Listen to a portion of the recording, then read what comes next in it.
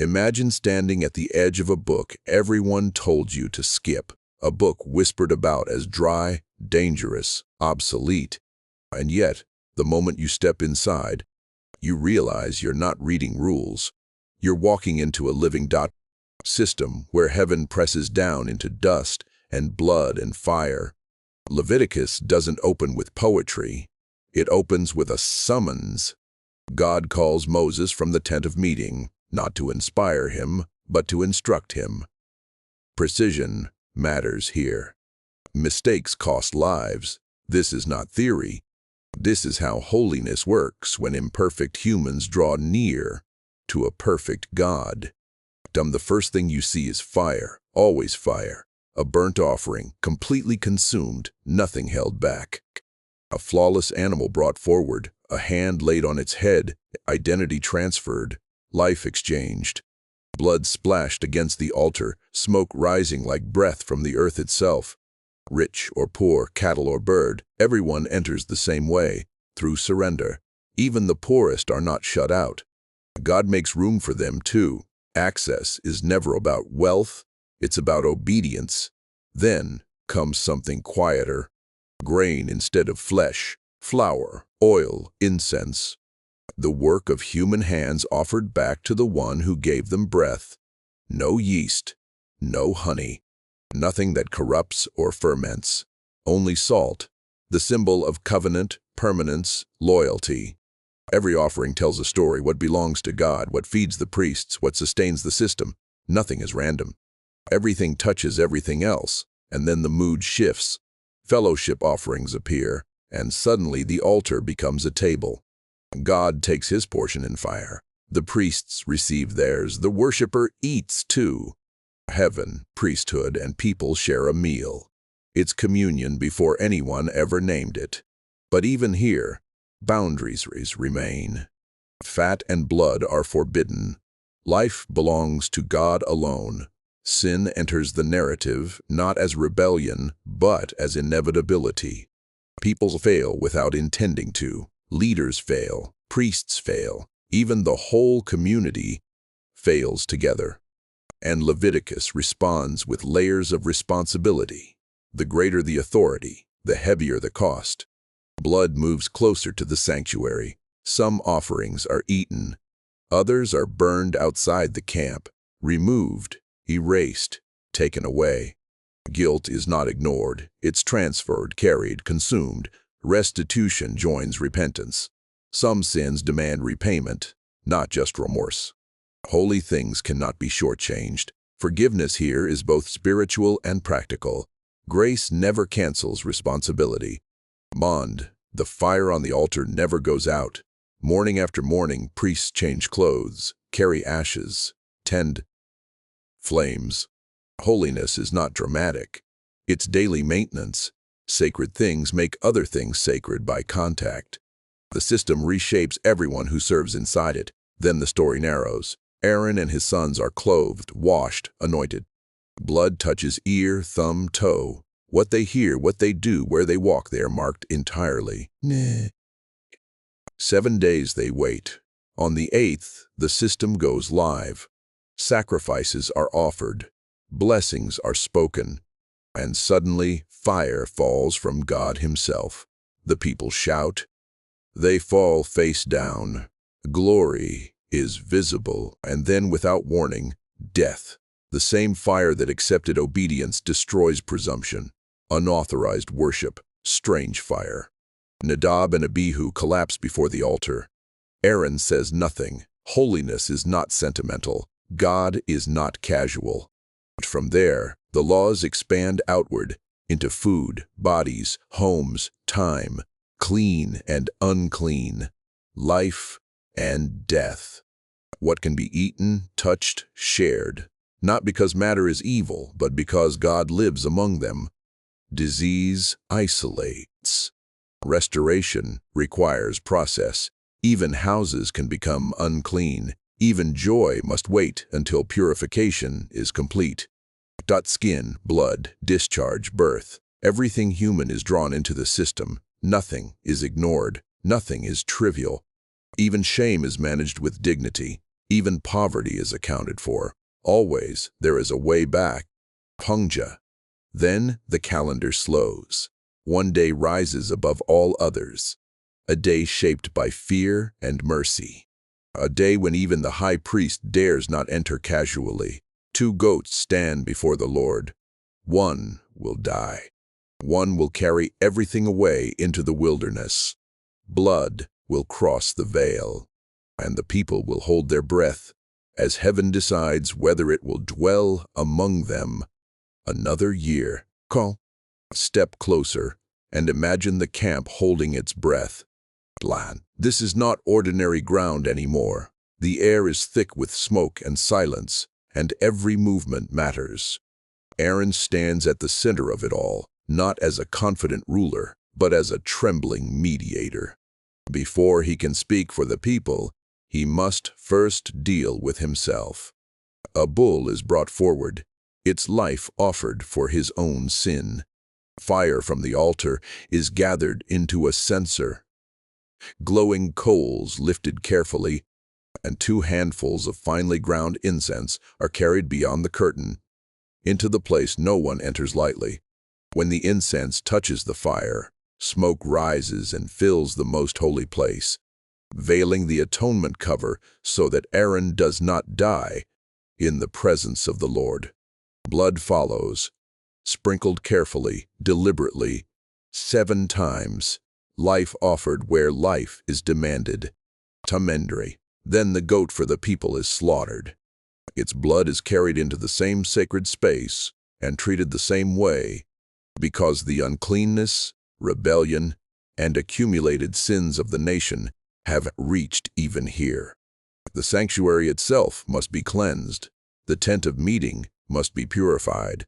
The altar must be touched with blood, horn by horn, 7 times again, because everything that stands between God and the people bears the weight of their failure. Bead. Only after this cleansing is complete does the living goat come forward. Aaron places both hands on its head and speaks aloud what everyone knows but cannot escape: the wickedness, rebellion, and sins of Israel. Every word is transferred, every guilt placed upon the animal. Then it is led away, out past the edges of the camp, into the wilderness, carrying what the people cannot. The camp exhales as it disappears into a remote place, sins removed, borne away. And when the work is finished, Aaron removes the sacred garments, bathes, and puts on his regular clothes. Burnt offerings rise again, one for himself and one for the people, sealing what has been done. This day, the 10th day of the 7th month, becomes fixed in time, a Sabbath of complete rest, a day of self-denial, a yearly moment when atonement covers the nation once more. From there, the Lord tightens the boundaries. Sacrifice cannot happen anywhere anymore. No ox, lamb, or goat may be offered in the open fields. Bloodshed outside the tent of meeting becomes guilt. Worship must be brought to the entrance of the sanctuary, placed in the hands of the priest, blood splashed against the altar, fat burned as a pleasing aroma to the Lord. This command reaches everyone, Israelite and foreigner alike, because holiness does not change depending on who you are. Then comes the absolute boundary. Blood must never be consumed. Life belongs to God. Blood is sacred because it is life, and life is the means of atonement. Anyone who eats it places themselves under judgment. When animals are hunted, their blood must be poured out and, covered with earth, returned to the ground from which life comes. Even accidental contact, those who eat animals found dead or torn, must wash, wait, and be cleansed before returning fully to the community. As the instructions move forward, God reminds the people who they are not to become. They are not Egypt anymore. They are not Canaan either. Their lives must look different. Their obedience is not about imitation but distinction. Forbidden relationships are named one by one, drawing clear lines around family, sexuality, and worship. Practices that once seemed normal are declared defiling. The land itself reacts to corruption, vomiting out nations that refuse restraint. Israel is warned. What happened to them can happen to you. Holiness moves from the sanctuary into everyday life. Parents are honored. Sabbaths are kept. Idols are rejected. Justice is guarded carefully. No partiality, no oppression, no silent hatred. Neighbors are not exploited or slandered. The vulnerable are protected. Revenge is replaced with love. Even clothing, farming, and grooming practices are shaped to remind them that they belong to a holy God. Foreigners are not excluded but loved as native-born, because Israel remembers what it was like to be strangers. Where commands are broken, consequences follow. Some acts defile so deeply that they demand death. Others fracture community and require removal. The reason is always the same: God has set them apart. He is holy, and they must reflect that holiness or be undone by it. The priests are held to an even higher standard. Death touches them differently. Marriage binds them more carefully. Their bodies, their households, their choices all carry weight because they serve at the boundary between heaven and earth. Even physical defects change how close they may draw, not as rejection, but as protection of the sacred space. The offerings they handle must be treated with reverence.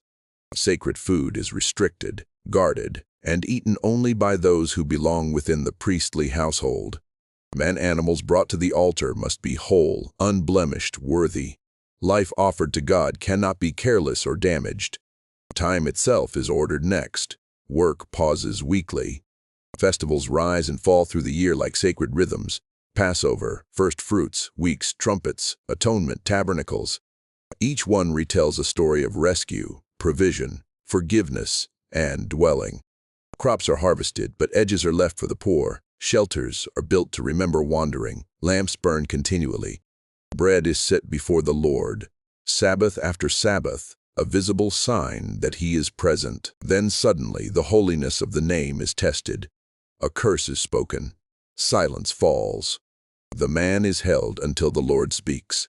Judgment is clear and equal for all, native-born or foreigner. Life for life. Injury for injury. Justice does not bend based on identity. The land itself is given a Sabbath. Every seventh year it rests. Fields lie untouched. What rose is shared by all: people, servants, foreigners, animals. And after 7 cycles of 7 years, a trumpet sounds. Liberty is proclaimed. Property returns. Families are restored. The land reminds the people that it never truly belonged to them. It belongs to God. Gentle care for the poor is woven into the system. No interest, no ruthless rule, no permanent slavery. Israel belongs to the Lord, redeemed from Egypt, and that redemption shapes how they treat one another. Blessings are promised if they walk faithfully: rain, peace, fruitfulness, God walking among them. But warnings rise just as clearly. Disobedience brings escalation, fear, famine, defeat, exile. And yet, even there, hope remains. Confession opens the door. Humility restores covenant. God remembers His promises. Even when the people fail, vows are counted carefully. People, animals, houses, fields, everything dedicated to the Lord is weighed, valued, redeemed when possible, or set apart forever. Tithes are holy. Firstborn belong to God already. What is devoted cannot be reclaimed. Holiness has a cost, and devotion is never casual. And all of this, every command, every boundary, every promise, is given at Mount Sinai, shaping a people who must learn what it means to live with a holy God dwelling in their midst. While the camp waited in silence. No work, no movement, no noise rising from the tents. All leaned inward, knowing that on this single day, the fate of the entire nation passed through one man and one narrow space behind the veil. When Aaron finally emerged alive, the relief was physical. Breath returned to the people. Sin had been covered, not erased forever, but held back for another year. And the rhythm would repeat year after year, generation after generation, teaching Israel that forgiveness was real, but costly. Damned from there, the Lord tightened the circle. Sacrifice was no longer something done anywhere. Anyhow, blood was not casual. Life was not cheap.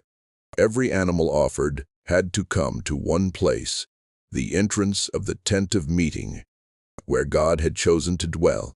No more private altars in open fields. No more sacrifices whispered to unseen spirits. The blood belonged on God's altar alone. To pour it elsewhere was treated as murder. And the warning reached beyond Israel itself. Foreigners living among them were bound by the same rule. One community, one standard, one God. Then came the command that cut deepest into instinct: do not eat the blood, not ever, because life itself resided there. Blood was sacred, reserved for atonement, a visible reminder that life could only be returned to God the way He ordained. Even hunters in the wilderness were told to treat blood with reverence, draining it and covering it with earth, as if returning life back to its source.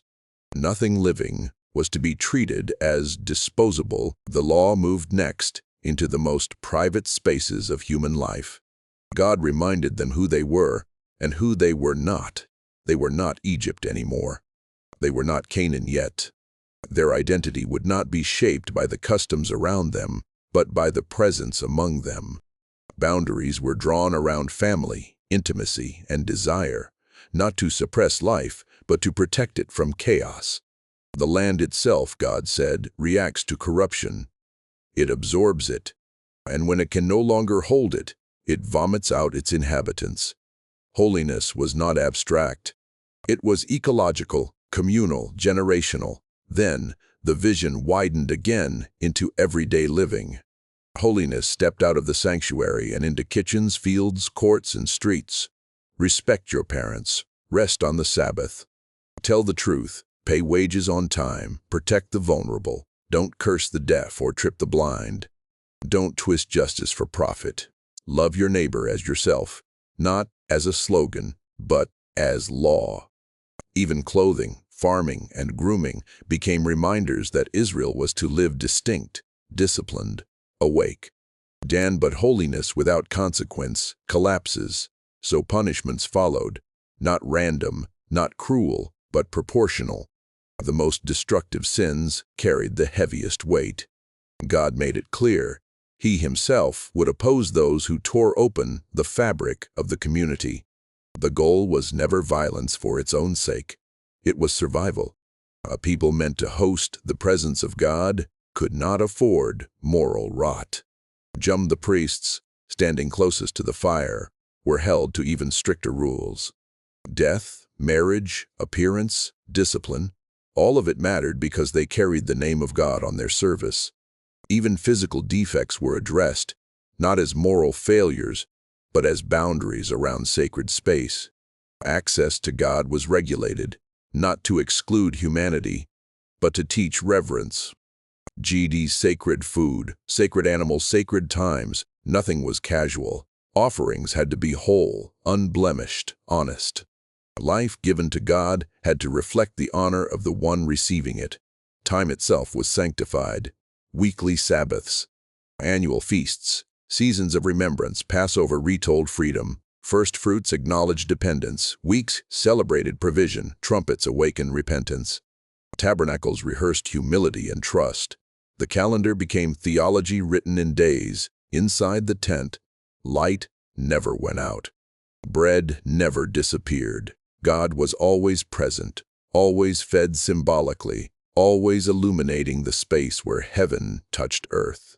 Even blasphemy was addressed publicly, decisively, because words shape reality. Justice applied equally, native or foreigner, rich or poor. The law did not bend for status. Then the land itself was given rest. Fields lay untouched. Ownership loosened its grip, and once every 50 years, everything reset. Slaves went free, property returned, debts dissolved. Jubilee shattered the illusion that anyone truly owned anything. The land belonged to God. The people belonged to God. Economy bowed to mercy. Blessings followed obedience like rain follows clouds. Peace, abundance, security, presence. But rebellion carried weight too, escalating step by step, warning after warning, until exile itself became the final consequence. Yet even there, hope refused to die. God promised memory, covenant, return. Bangia, and when the laws finally closed, with vows, values, tithes, and final words spoken at Sinai, the message was unmistakable. This was never about control. It was about closeness. A holy God making a way to live among fragile people. Every law, every sacrifice, every boundary whispered the same truth. I want to dwell with you.